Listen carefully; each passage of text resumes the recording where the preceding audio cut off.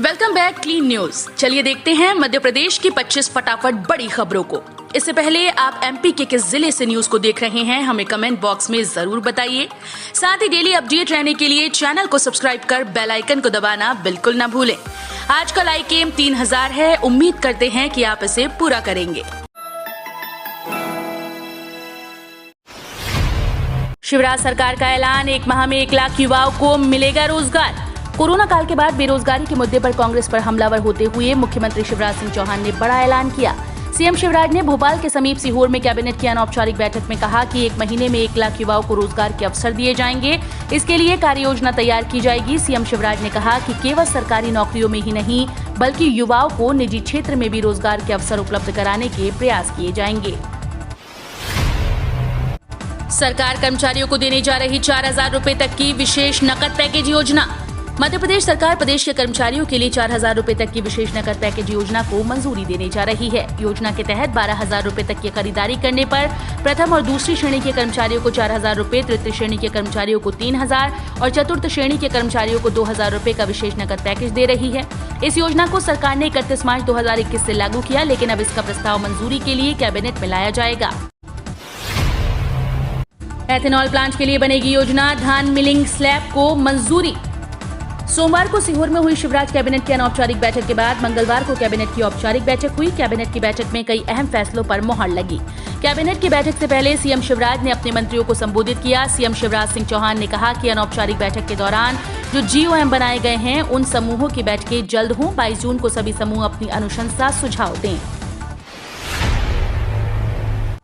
MP में नया बिजली कनेक्शन जल्द होगा महंगा, जानिए क्या है वजह। मध्य प्रदेश में अब जल्दी बिजली का कनेक्शन लेना महंगा होगा। ऐसा इसलिए क्योंकि नियामक आयोग ने बिजली उपभोक्ताओं को नए बिजली कनेक्शन लेने, नाम परिवर्तन कराने और लोड बढ़ाने के लिए सभी प्रकार के शुल्क में करीब 67 से 70% तक की वृद्धि का प्रस्ताव रखा। इस वृद्धि के लिए विद्युत नियामक आयोग ने बाकायदा सार्वजनिक सूचना जारी करते हुए दावे आपत्तियां भी बुला दी। बता दें कि नियामक आयोग द्वारा विद्युत अधिनियम 2003 के अंतर्गत द्वितीय पुनरीक्षण प्रस्ताव किया है, जिससे सभी प्रकार के सर्विस शुल्क में बढ़ोतरी का प्रस्ताव है। एमपी के 1 लाख से ज्यादा पुलिस स्टाफ के लिए खुशखबरी, छुट्टी पर लगी रोक हटी। मध्य प्रदेश के पुलिस स्टाफ के लिए एक बड़ी राहत भरी खबर है। पुलिस कर्मचारियों की छुट्टी पर लगी रोक हटा ली गई है। फील्ड में तैनात स्टाफ अब छुट्टियां ले सकेगा। मैदानी पुलिसकर्मी छुट्टी ले सकेंगे। छुट्टियों पर रोक हटाने से प्रदेश के 1 लाख से ज्यादा पुलिसकर्मियों और अफसरों को राहत मिलेगी।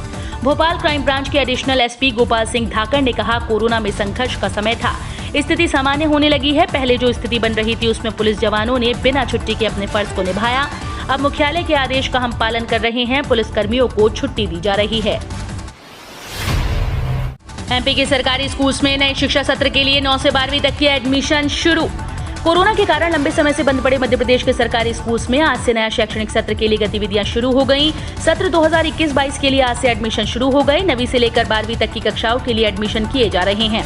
उसके बाद ऑनलाइन क्लासेस शुरू हो जाएंगी। कोरोना संक्रमण के कारण स्कूल फिलहाल बंद हैं। कोरोना के कारण ही नया शैक्षणिक सत्र अप्रैल की जगह इस बार 15 जून से शुरू हो गया है। कोरोना की तीसरी लहर से बच्चों को बचाने के लिए माता पिता को सरकार देगी ट्रेनिंग। कोरोना की तीसरी लहर आने की आशंका है। इसमें सबसे ज्यादा खतरा बच्चों को हो सकता है। इससे निपटने के लिए मध्य प्रदेश में सरकार ने अभी से एहतियात बरतनी शुरू कर दी। सरकार अब बच्चों के माता पिता को ट्रेनिंग देगी। ये ट्रेनिंग इसलिए दी जाएगी ताकि बच्चों को कोरोना से बचाया जा सके। चिकित्सा शिक्षा मंत्री विश्वास सारंग ने कहा, प्रदेश में कोरोना के केस काफी कम हो चुके हैं। ज्यादातर जिले कोरोना से मुक्त हो गए हैं। प्रदेश में कोरोना की स्थिति अब बेहतर हो चुकी है। इसे कहते हैं आपदा में अफसर, जेल से पैरोल पर छूटकर इतने कैदी हुए फरार, ऐसा हुआ खुलासा। हाईकोर्ट में मध्य प्रदेश सरकार द्वारा पेश की गई रिपोर्ट में एक चौंकाने वाला खुलासा हुआ। दरअसल कोरोना काल में आपदा में अफसर कई लोगों ने तलाशा है। ऐसे में भला कैदी कैसे पीछे रहते, क्योंकि मामला ही कुछ ऐसा सामने आया। कोरोना के चलते जेलों में संक्रमण तेजी से बढ़ रहा है। ऐसे में नियमों के अनुसार कई कैदियों को पैरोल पर छोड़ा गया था ताकि जेलों में कैदियों की संख्या कम की जा सके। लेकिन अब इन कैदियों ने भी कोरोना काल में अवसर खोज लिया और वापस जाकर जेल में समर्पण नहीं किया।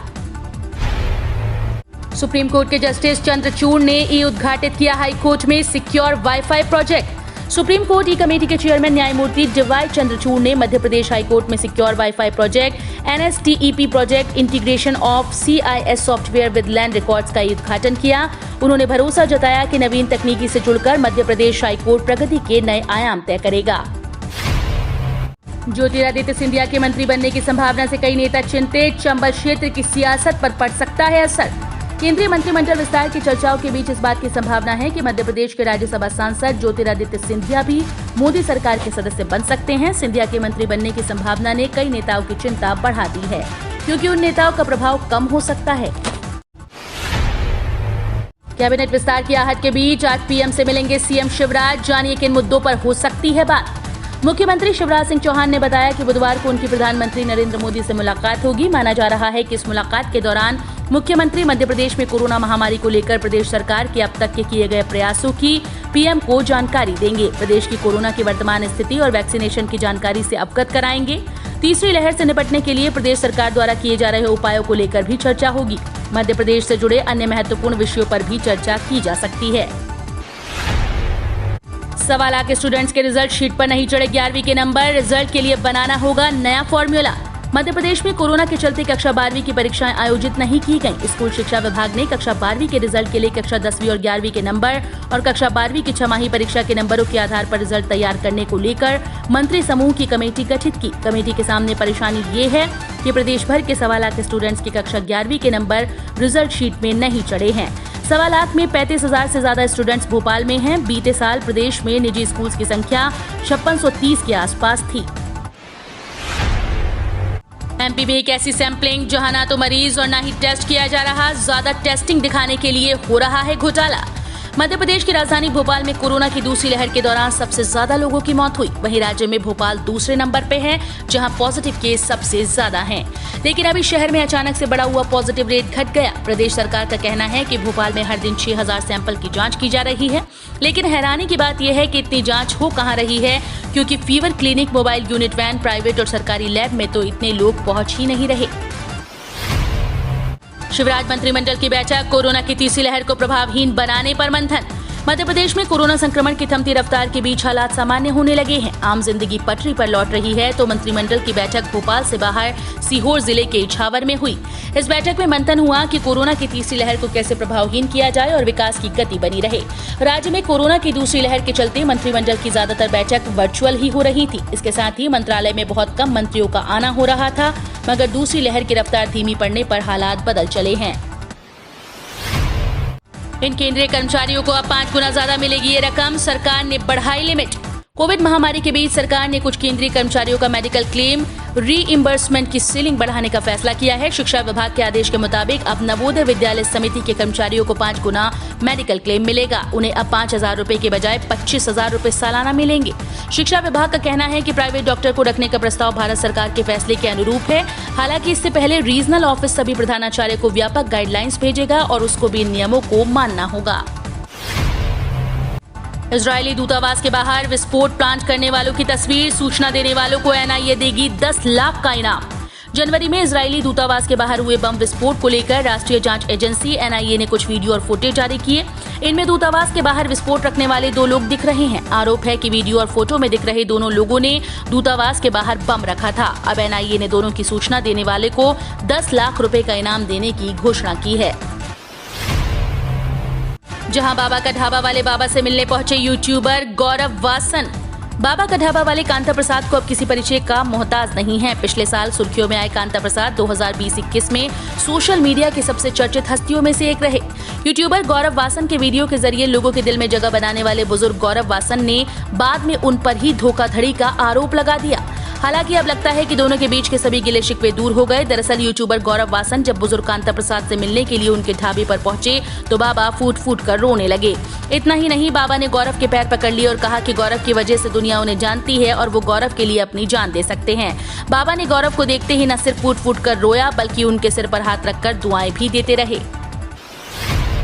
अब कट्टरपंथियों के निशाने पर धर्मशाला। हिंदू समाज की याचिका पर सुप्रीम कोर्ट ने दी तोड़फोड़ रोकने के आदेश। पाकिस्तानी कट्टरपंथियों को उस वक्त बड़ा झटका लगा जब देश की सर्वोच्च अदालत में 3 सदस्यीय बेंच ने हिंदुओं की धर्मशाला पर किसी भी तरह के अतिक्रमण और उसे तोड़ने की कार्रवाई तुरंत प्रभाव से रोकने के आदेश दिए। यही हिंदू मंदिर भी है। करीब 716 स्क्वायर यार्ड में बनी इस धर्मशाला के स्थानीय बहुसंख्यक कट्टरपंथी समुदाय नष्ट कर यहाँ एक शॉपिंग कॉम्प्लेक्स बनाना चाहता है। गलवान घटना पर सोनिया गांधी ने मोदी सरकार को घेरा, कहा अपने कदमों को लेकर देश को भरोसा दिलाए केंद्र। कांग्रेस अध्यक्ष सोनिया गांधी ने जवानों के बलिदान को याद किया और दावा किया कि सैनिकों को पीछे हटाने का जो समझौता चीन के साथ हुआ उससे भारत का नुकसान दिखाई पड़ता है। उन्होंने एक बयान में कहा कि 14-15 जून 2020 की रात को चीन की PLA के साथ हुई झड़प को 1 साल पूरा हो गया। इसमें बिहार रेजिमेंट के हमारे 20 जवानों की जान चली गई थी। कांग्रेस हमारे जवानों के सर्वोच्च बलिदान को याद करने में राष्ट्र के साथ शामिल है। कोरोना टीके के साइड इफेक्ट से पहली मौत की बात सरकार ने मानी, रिपोर्ट में दावा। वैक्सीन के साइड इफेक्ट पर रिसर्च करने वाली सरकारी कमेटी ने माना है कि टीका लगवाने के बाद एक व्यक्ति की मौत हुई थी। एक 68 साल के बुजुर्ग को टीका लगवाने के बाद एनाफिलेक्सिस जानलेवा एलर्जिक रिएक्शन की वजह से जान गंवानी पड़ी। केंद्र सरकार के AEFI पैनल की रिपोर्ट में ये बात सामने आई है। पीएम किसान सम्मान में 30 जून से पहले निपटा लें काम, तभी मिलेगा लाभ, देर करने से बढ़ेंगी मुश्किलें। अगर आप पीएम किसान सम्मान निधि योजना के अंतर्गत आते हैं और आपको लाभ नहीं मिलता है तो 30 जून तक अपना नाम वेबसाइट पर रजिस्टर कर लें। रजिस्ट्रेशन करने के बाद आपको एक साथ 2 किस्तों का भुगतान मिलेगा। अगस्त माह में तीसरी किस्त का भुगतान किया जाएगा। इसके साथ आपने किसान क्रेडिट कार्ड से लोन लिया है तो उसका भी भुगतान 30 जून तक करने पर कोई पेनल्टी नहीं देनी पड़ेगी। प्लेटफॉर्म टिकट पर पाबंदी से रेलवे को हुआ 150 करोड़ का नुकसान, RTI से किया खुलासा। कोरोना वायरस की महामारी के दौरान रेलवे स्टेशन पर यात्रियों की भीड़ को नियंत्रित करने का तरीका रेलवे के लिए नुकसान साबित हुआ है। सूचना का अधिकार RTI के तहत रेलवे ने जानकारी दी और कहा कि उसे प्लेटफॉर्म टिकट की बिक्री बंद करने से इससे होने वाली कमाई में 94% का घाटा हुआ। वित्त वर्ष 2020-21 में प्लेटफॉर्म टिकट पर लगाई गई पाबंदी की वजह से रेलवे को 150 करोड़ रुपए का घाटा हुआ है। 21 जून से नई वैक्सीनेशन पॉलिसी। प्रधानमंत्री नरेंद्र मोदी ने कोरोना वैक्सीनेशन को नेशनल प्रोग्राम घोषित कर दिया, जिसके तहत अब वैक्सीन उपलब्ध कराने की जिम्मेदारी केंद्र सरकार की हो गई। 21 जून से नई वैक्सीनेशन पॉलिसी लागू हो जाएगी। विवा टेक सम्मेलन के मुख्य अतिथि होंगे पीएम मोदी, आज करेंगे संबोधित। प्रधानमंत्री नरेंद्र मोदी बुधवार दोपहर लगभग 4 बजे विवा टेक सम्मेलन के 5वें संस्करण को बतौर मुख्य अतिथि संबोधित करेंगे। प्रधानमंत्री कार्यालय ने मंगलवार को एक बयान में ये जानकारी दी है। पीएमओ ने बताया कि प्रधानमंत्री सम्मेलन में मुख्य अतिथि के तौर पर शामिल होंगे। इनके 5वें संस्करण का आयोजन 16 से 19 जून के बीच होना है। फ्रांस के राष्ट्रपति इमैनुअल मैक्रों, स्पेन के प्रधानमंत्री पेड्रो सांचेज और विभिन्न यूरोपीय देशों के मंत्री और सांसद भी इस कार्यक्रम के प्रमुख वक्ताओं में शामिल हैं। वहीं आज की आखिरी खबर पर बात करेंगे मध्य प्रदेश के कोरोना अपडेट पर। तो पिछले 24 घंटे में 242 नए मरीज आए सामने। मध्य प्रदेश में कोरोना के मरीज लगातार कम हो रहे हैं। पिछले 24 घंटे में प्रदेश में कोविड के कुल 242 नए मरीज मिले, जिससे प्रदेश का पॉजिटिविटी रेट भी घट रहा है। बड़े शहरों में भी अब मरीजों के कम होने का सिलसिला शुरू हो गया। हम रोज ऐसे ही न्यूज लाते रहेंगे। आपने अभी तक क्लीन न्यूज MP को सब्सक्राइब नहीं किया है तो फटाफट सब्सक्राइब कर लें। साथ ही बेल आइकन को दबाना बिल्कुल ना भूलें ताकि कोई लेटेस्ट अपडेट मिस ना हो।